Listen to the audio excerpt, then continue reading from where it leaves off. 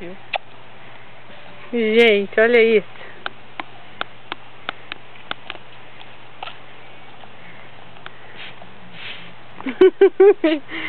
Primeira carne que a Julie chupou na vida dela. Olha lá. A cara dela, Juliana. Que barulhinho. Ei, Ju, tá gostoso?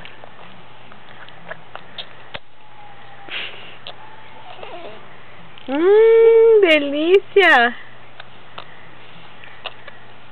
Essa vai ser carnívora mesmo. Vai mesmo.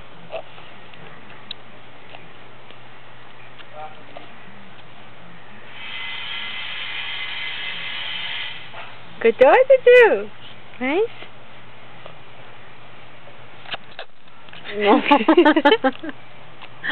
Gente do céu, mamãe, que carne gostosa! Minha chupa forte. Quando que fala a idade dela? Ela tá em 3 meses e 10 dias. E já comendo carne.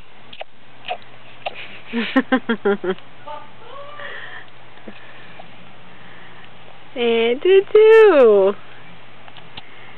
Olha lá, mamãe, tá comendo carninha. A carne tá ficando branca aqui, ó. Tá ficando branca, já tanto chupar. Olha assim, todo mundo come carne, só eu que não, né? Hein, meu amor? Deixa eu pegar de lado. E ela vem atrás de mim, ó, o olhinho dela. Hein, meu amor?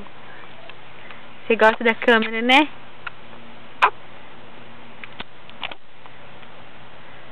Ela nunca tinha comido nada de sal. Não? Só... Você começa lá com churrasco. Começa lá com carne assada. Ela comeu já cerealzinho, pêssego, bananinha.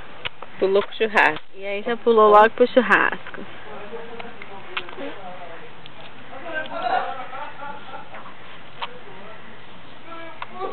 Pronto, Ju.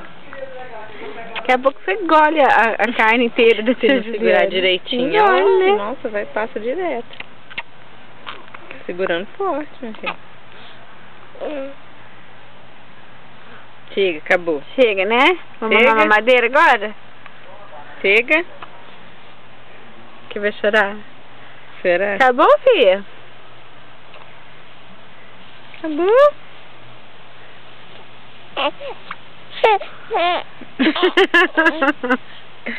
Você vai querer mais, Julie? A cara dela tá já esquisita.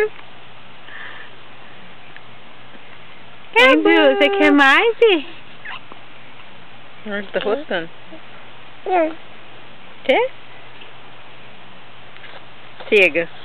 Chega então, dá um beijinho. Tchau, fala. Bye.